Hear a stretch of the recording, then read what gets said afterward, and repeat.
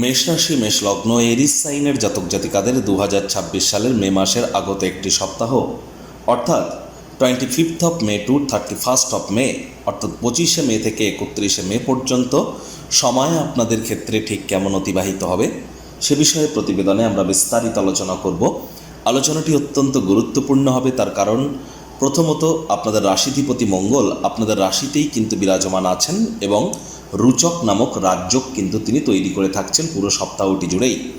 7.5 প্রথম চরণও কিন্তু আপনাদের ক্ষেত্রে চলছে, বুধাদিত্য যোগও কিন্তু থাকছে, আবার লক্ষ্মীনারায়ণ রাজযোগ কেদার কুবের যোগও কিন্তু আমরা পরিলক্ষিত করব। বুধ কিন্তু গোচরও করতে চলেছে। তাহলে স্কিপ না করে পুরোটাই শুনুন যদি ভিডিওটির প্রকৃত মর্মার্থ আপনারা উপলব্ধি করতে চান। পরিশেষে যেমন প্রতিকার নিয়ে আলোচনায় থাকি তেমনটি আছি। আলোচনাটি ইন জেনারেল হবে, অর্থাৎ এই পৃথিবীতে যতজন মেষ রাশির জাতক জাতিকা আছেন প্রত্যেকের জন্য এই আলোচনা। আপনি চাইলে আপনার ব্যক্তিগত গণনা এনি টাইম আমাদের দ্বারাই কিন্তু করাতেই পারেন। এর জন্য স্ক্রিনে আমরা নাম্বার দিয়ে থাকি। শনিবার রবিবার অফিসে এসে সামনাসামনি ফেস টু ফেস সাক্ষাৎ আপনারা করতেই পারেন, অথবা over phone any time consultancy আপনারা নিতেই পারেন। তো চলুন আলোচনায় প্রবেশ করা যাক। মেষ রাশি মেষ লগ্ন এরিস সাইনের জাতক জাতিকারা কালপুরুষের রাশিচক্র অনুযায়ী প্রথম রাশির আন্ডারে আপনারা পড়েন। আপনাদের রাশির মালিক গ্রহদের সেনাপতি মঙ্গল। আর স্ক্রিনে আপনারা যে চার্টটি দেখতে পাচ্ছেন এটি মেষ রাশির জাতক জাতিকাদের 2026 সালের আপনাদের ক্ষেত্রে 25 মে গ্রহগত গোচরের ছক ঠিক এমনটিই কিন্তু দেখাবে। ফার্স্ট হাউসে থাকছে মঙ্গল, সূর্য বুধের বুধাদিত্য যোগ থাকছে কোথায় আপনাদের ক্ষেত্রে? আপনাদের পরিবার, বাণী, অর্থের ভাবে। বুধ কিন্তু 29 তারিখে রাশি পরিবর্তন করে গুরু শুক্রের সাথে সংযুক্ত হয়ে ত্রিগ্রহী যোগ এবং লক্ষ্মীনারায়ণ সরস্বতী যোগ কেদার কুবের যোগ তো থাকছেই। আর এখানে কিন্তু কেতু আপনাদের মঘা নক্ষত্রে গোচর করবে আপনাদের ত্রিকোণভাবে। চন্দ্র সপ্তাহটি শুরুয়াত করতে চলেছে রোগ ঋণ শত্রুর ভাব থেকে, 2-2.5 দিন অন্তর অন্তর চন্দ্র রাশি পরিবর্তন করবে। রাহু থাকছে আপনাদের লাভভাবে শতবিশা নক্ষত্রে, শনি থাকছে বুধের নক্ষত্র রেবতীতে আপনাদের 12th হাউস মোক্ষের ভাব বা ব্যয়ের ভাবে। প্রথমেই যে বিষয় সম্পর্কে আপনাদেরকে আমরা অবগত করার প্রচেষ্টা করব, আপনাদের রাশির মালিক আপনাদের রাশিধিপতি মঙ্গল স্বগৃহে গোচর করছেন, রাশিতেই গোচর করছেন এবং এখানে তিনি প্রায় 1.5 বছর পর প্রবেশ করেছেন। কেতুন নক্ষত্র অশ্বিনী নক্ষত্রে আছেন, 29 তারিখে তিনি ভরণী নক্ষত্রে শুক্রের নক্ষত্রে গোচর করে যাবেন। এখানে একটি জিনিস স্পষ্ট যে আপনাদের ক্ষেত্রে কিন্তু 29 তারিখের পর বিবাহের যোগ্য বা যোগ্যা যদি আপনারা হয়ে থাকেন তাহলে প্রায় 2 সপ্তাহ আপনাদের বিবাহের জন্য সময় সুযোগ খুবই ভালো। অনেকের বিয়ের ঘণ্টা কিন্তু এ সময় বাজতে চলেছে। একই সাথে আপনাদের নাম, যশ, খ্যাতি, প্রভাব, প্রতিপত্তিও কিন্তু বৃদ্ধি পেতে পারে।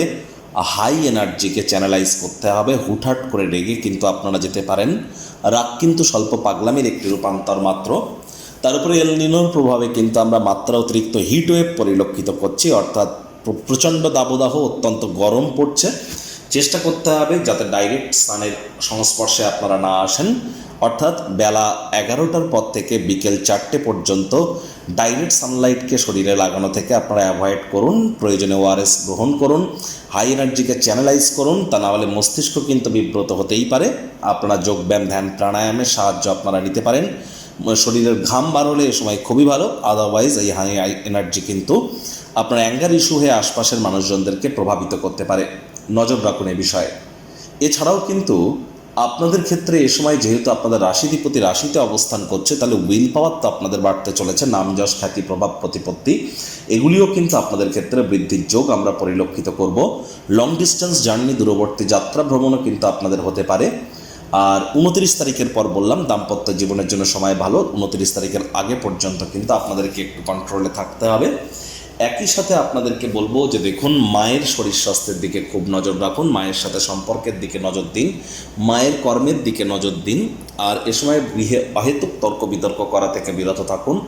আর রক্ত, হৃৎপিণ্ড, বুক বা ফুসফুস ওরিয়েন্টেড সমস্যা বা কার্ডিওভাস্কুলার ডিজিজে যারা ভুগছেন বা হাই বিপি, লো বিপি বা হিমোগ্লোবিন ওরিয়েন্টেড ব্যাপারে তাদেরকে এ সময় অত্যন্ত প্রিকশন কিন্তু নিয়ে চলতে হবে। জন্মছকে যাদের মঙ্গল দুর্বল অবস্থানে আছে তারা ব্লাডকে ডোনেট করুন অথবা ব্লাড টেস্ট করান। এটি আপনাদের কিন্তু রেমেডি হিসাবে দুর্দান্ত প্রয়োগ আপনারা প্রাপ্তি করবেন। একই সাথে দেখব যে এখানে কিন্তু বর্তমানে গুরু শুক্রের একটা দুর্দান্ত সংযোগ, যার ফলস্বরূপ আপনাদের ভাগ্য কিন্তু আপনাদেরকে এ সপ্তাহে বলে কথা নয়, ওভারঅল আপনাদেরকে 2রা জুন পর্যন্ত কিন্তু ফুল সাপোর্ট আপনাদেরকে করতে চলেছে, ভাগ্যের কৃপা আপনাদের উপরে থাকবে। পিতা বা পিতৃতুল্য ব্যক্তিবর্গের দ্বারা আপনারা উপকৃত হতে পারেন। হায়ার স্টাডিজে আগের সপ্তাহে যদি বাধা বিপত্তি কেটে না থাকে তাহলে এই সপ্তাহে কেটে যাওয়ার চান্স কিন্তু প্রবল, অর্থাৎ বাধা বিপত্তি থেকে মুক্তি পাবেন। এবং আপনারা তীর্থযাত্রা তীর্থ ভ্রমণের সুযোগ যদি পান তাহলে কিন্তু হাতছাড়া করবেন না। একই সাথে এখানে দেখব শনি চন্দ্রকে দেখবে, চন্দ্র শনিকে দেখবে 25শে মে থেকে শুরু করে 27শে মে সন্ধ্যে 7টা পর্যন্ত। 25শে মে সকাল 9টা থেকে 27শে মে সন্ধ্যে 7টা পর্যন্ত আপনাদেরকে চেষ্টা করতে হবে যতটা সম্ভব ছোটোখাটো রোগশোক দেখা দিলেও ইমিডিয়েট চিকিৎসকের পরামর্শ গ্রহণ করা। নিজে থেকে যেন মেডিসিন কিনে খেতে যাবেন না। এ সময় কোনো লোন বা ঋণ নেওয়া থেকে আপনারা বিরত থাকুন। আর ঘুমের সমস্যা হলে বা নিজের জন্য না হলে অন্য কারোর জন্য পুলিশ প্রশাসন হসপিটালের চক্কর কাটতে হলে এটিকে ক্যাজুয়ালি নেবেন না, ইমিডিয়েট জ্যোতিষতাত্ত্বিক পরামর্শ আপনাদেরকে গ্রহণ করে চলতে হবে। 25 তারিখ সকাল থেকে শুরু করে 27 তারিখ সন্ধেবেলা পর্যন্ত স্বামী স্ত্রী আপনাদেরকেও একে অপরের শরীর স্বাস্থ্যের দিকে অতিরিক্ত নজর প্রদান করে কিন্তু চলতে হবে। একই সাথে আমরা দেখব যারা বর্তমানে বিদেশে আছেন তাদের ক্ষেত্রে কিন্তু স্বাস্থ্যভঙ্গের যোগ কিন্তু পরিলক্ষিত হচ্ছে। 25 তারিখ থেকে 27 তারিখ শরীরের দিকেও একটু নজর আপনারা রাখুন। 27 তারিখ সন্ধ্যের পর থেকে 30 তারিখ সকালবেলা পর্যন্ত, তাহলে ধরতে গেলে 27 তারিখ সন্ধ্যেবেলা থেকে 29 তারিখ পর্যন্ত আপনাদের ক্ষেত্রে চন্দ্র কিন্তু থাকবে কোথায়? আপনাদের কেন্দ্রীয় স্থানে। কেন্দ্রপতি কেন্দ্রীয় স্থানেই থাকছেন, যদিও স্বগৃহে নন। মঙ্গল চন্দ্রকে দেখবে, চন্দ্র ও মঙ্গলকে দেখবে। এ সময় কিন্তু আপনাদের অবশ্যই দ্বিতীয় সন্ততি যারা কনসেপ্ট বা ডেলিভারির প্ল্যানিং করছেন তাদের জন্য 27 তারিখ সন্ধ্যের পর থেকে 30 তারিখ সকালবেলা পর্যন্ত সময় কিন্তু এক প্রকার বেটার পরিগণিত হবে। এ সময় আদালত বা কোর্টে যদি কোনো কেস পেন্ডিং থেকে থাকে, কোর্ট বা আদালত আপনাদের পক্ষে সিদ্ধান্ত কিন্তু প্রদান করতে পারে। দ্বিতীয় সন্তান থেকে থাকলে তার কারণে আপনারা গর্বিত অনুভব করতে পারেন। বিজনেসম্যানেরাও অতিরিক্ত কিছু আর্থিক মুনাফা আপনারা অর্জন করতে পারেন। তবে মানির লেনদেন, আর্থিক লেনদেন করবার সময় আপনাদেরকে অতিরিক্ত সচেতন থাকতে হবে। পুরো সপ্তাহটি জুড়েই সরকারি চাকরিজীবী, রাজনীতিবিদ, নেতা, মন্ত্রী, সরকার পক্ষ, শাসক দল, বিরোধী পক্ষে যারা আছেন এবং যারা প্রাইভেট সেক্টরে অ্যাডমিনিস্ট্রেটিভ লেভেলের কাজ করছেন তাদেরকে অত্যন্ত প্রিকশন নিয়ে চলতে হবে। এ সপ্তাহে কিন্তু আমরা একই দিনে বকরি ঈদ অর্থাৎ ঈদ উজ জোহা এবং পদ্মিনী একাদশী পরিলক্ষিত করতে চলেছি। আশা করি শান্তি বজায় রেখে নিজেকে একটু সুস্থ সবল নাগরিক হিসাবে আপনারা প্রমাণ দেবেন। চন্দ্র কিন্তু আবার 30 তারিখ সকালবেলার পর থেকে আপনাদের অষ্টমভাবে গোচর করে যাবে। তবে যেহেতু অষ্টমপতি মঙ্গলের দৃষ্টি অষ্টমভাবে থাকবে, যার জন্য কিছুটা হলেও রিলিফ পাবেন। এই তৎসত্ত্বেও আপনাদের বলবো সাবধানে গাড়ি ঘোড়া চালান। শ্বশুর বাড়ির তরফ থেকে আপনাদের মধ্যে অনেকেই কোনো না কোনো সুখবর প্রাপ্তি করতে পারেন 30 তারিখের পর। লং ডিস্টেন্স জার্নি, দূরবর্তী যাত্রা ভ্রমণের সুযোগ আপনারা প্রাপ্তি করতে কিন্তু পারেন। সাহস পরাক্রম আপনাদের এই সপ্তাহে বাড়তে চলেছে। হঠাৎ করে কোনো স্থান থেকে অর্থের আগমন কিন্তু ঘটতেই পারে। ভাই বোন বন্ধু বান্ধবদের দ্বারা উপকৃত হতে পারেন। স্টুডেন্ট যারা আছেন তারা কুইক লার্নার কিন্তু হতে চলেছেন। আর এ সময় কিন্তু আপনাদের আধ্যাত্মিক চিন্তন চেতনা কিন্তু অত্যন্ত বৃদ্ধি পেতে পারে।